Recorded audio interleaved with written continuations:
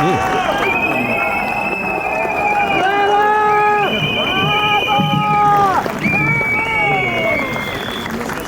večer, dragi prijatelji, pozdravljeni na Trgu Republike, na Trgu Svobode.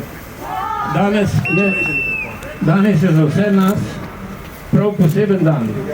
Vesel sem, da sem lahko med vami. Bili ste prvi, ki ste zaznali in obsodili zločinsko, z ničemer opravičljivo Putinovo agresijo na Ukrajino.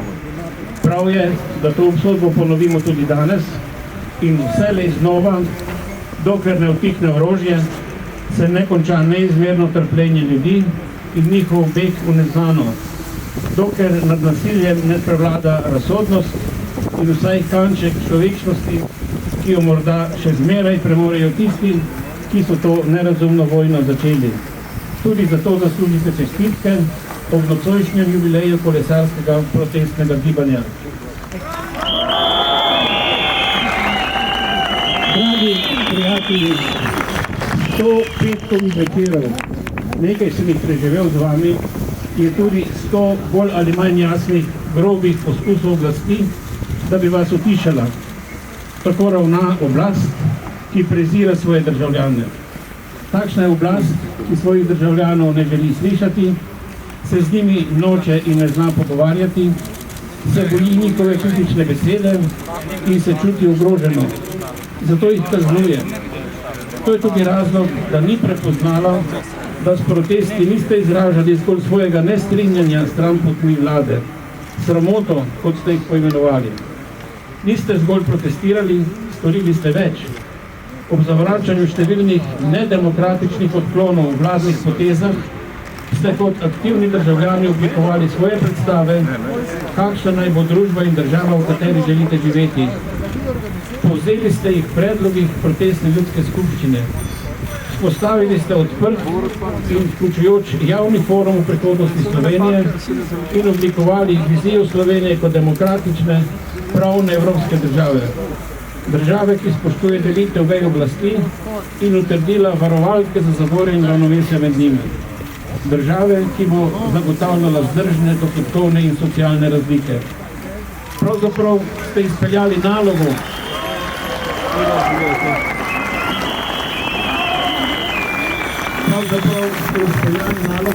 kateri je potegnila Evropska unija in ki se je začel prav v času predsedovanja Slovenije. Zato, da bi dialog o prihodnosti Evrope, upravljanje z Evropsko unijo približali državljanom, njihovim upanjem in njihovi želji oblikovati našo celino kot območje miru, razvoja, solidarnosti in varne ter spoštljive prihodnosti. Takšne, kot je opredeljena tudi v slovenski ustavi. Sedanja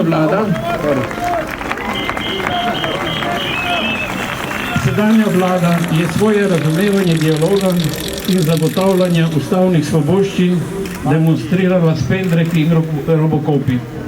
Pa seveda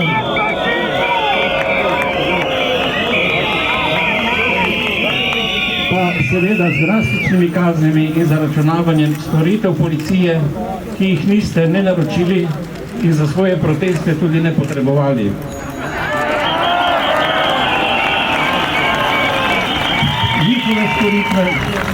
Njihove storitve so vam bile vsiljene, tako kot so vam bili vsiljeni provokatorji in obračuni policistov z mirnimi protestniki, zaradi česar so nastajali neredi.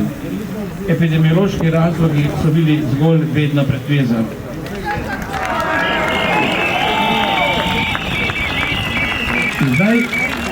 Zdaj strani policije prihajajo računi. Med drugim za miroljubno branjenje členov slovenske ustave o človekovih pravicah. Tu, pred parlamentom, hramom demokracije, ki je prvi dolžan braniti ustavo.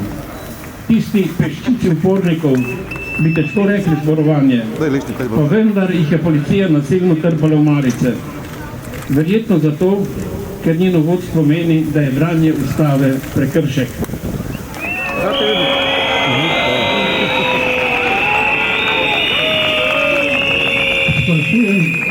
Sprašujem se, bodo zdaj prišli računi tudi za naboje solzivca in za vodo iz vodnega topa. Morda. Naj spomnim, da je na ta način ravnala policija 6. januarske diktature Kraljevine Jugoslavije, ki je svojcem zaračunavala krogle za usmrčene politične aktiviste, recimo za pobudnike organiziranja sindikatov. Res gre v Sloveniji za žalosten odklon od zavez, ki smo jih sprejemali pred 30 leti, ko smo ustanavljali svojo državo. Prijatelji, prepričan sem, da boste svojim družbenim aktivizmom nadaljevali. Slovenija potrebuje spremembe in potrebuje tudi novo energijo zanje. Obramba svobode in demokracije se namreč začne doma. Ne začne se na bojnih prizoriščih v tujini. Kaže se v spoštovanju ustave,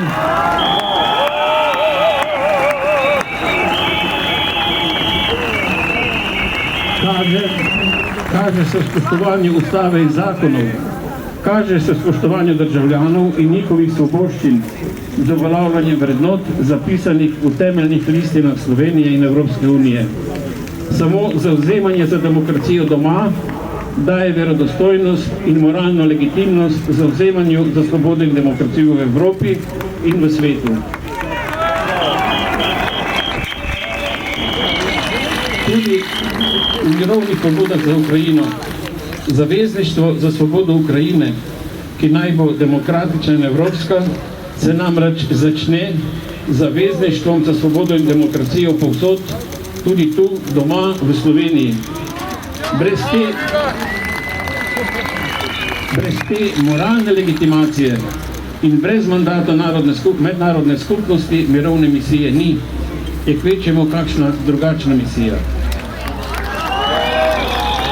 Prijatelji, pokažimo, da se tega zavedamo v času do volitev in tudi z udeležbo na volitvah. Glasujmo za zmago strank, ki so na strani ustavnih vrednot. Ne pozabite, vsak glas šteje. Vsak bo pomagal, da bomo na ruševinah demokracije, ki jih je povzročila sedanja avtokratska oblast, zgradili svobodno državo, demokratično in pravično, prijazno vsem svojim državljanom. Takšno, kot ste jo izpisovali tudi udeleženci kolesarskih protestov. Bodimo optimisti, povejmo si, vredno se angažirati. Kot vidite, so na 100. shod prišli čestitati tudi policisti, mi jih. Lepo, hvala.